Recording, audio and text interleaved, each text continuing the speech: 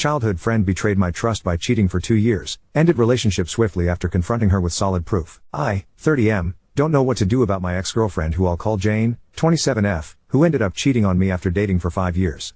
Me and Jane were childhood friends for as long as I can remember. I never thought in a million years that she would do this to me, or be this type of person who would cheat. I thought we had a great relationship with our normal ups and downs like any other couple. About a year ago I was contacted by some girl I didn't know through social media. I don't usually respond to messages sent by people I don't know, but this girl who I'll call Sam sent me a message saying that Jane was cheating on me. Somehow she knew about Jane. I told her to please provide any proof she had. She ended up sending me screenshots of text messages of her friend, who I'll call Kevin, 28M, and Jane texting each other. The thing that shocked me the most was the text Jane had sent about her being pregnant, fucking pregnant. We were talking about having a baby at the time before I discovered the cheating, and we decided not to have one yet until we were financially stable. I was heartbroken to say the least.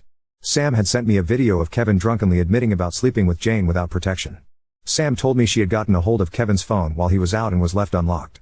She wanted to let me know about this issue because she didn't want me to have false hopes of me being the father to the kid that could possibly not be mine.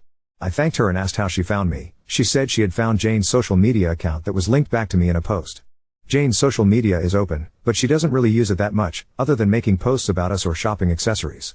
I thanked Sam for letting me know and saved all the screenshots she had sent me along with the video.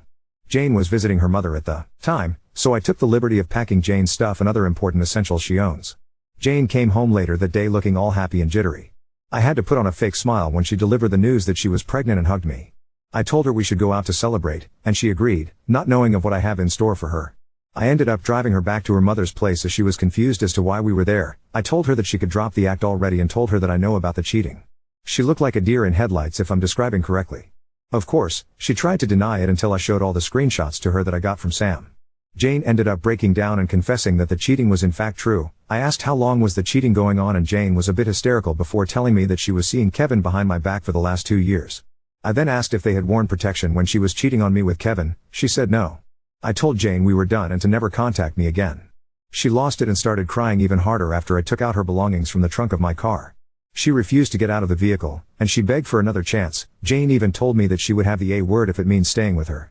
I kinda got spooked hearing that. I didn't expect her to go so low with that option.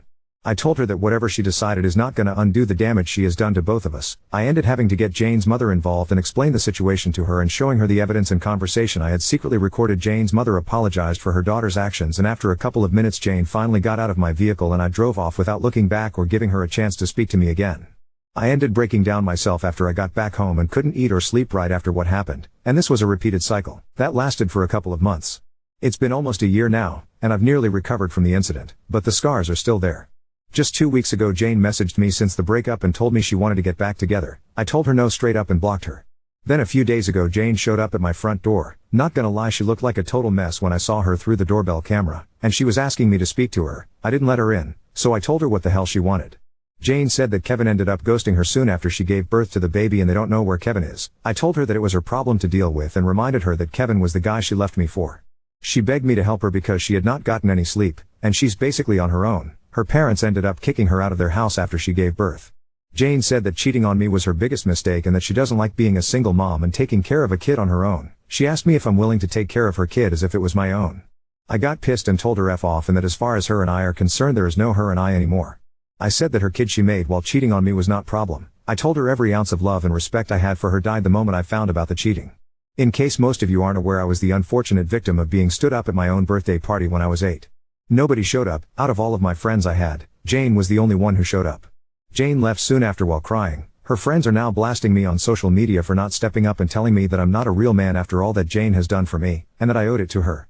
They also said that even though she made a mistake she was there for me, so it would be horrible of me to not be there for her and the kid. So Reddit Ida?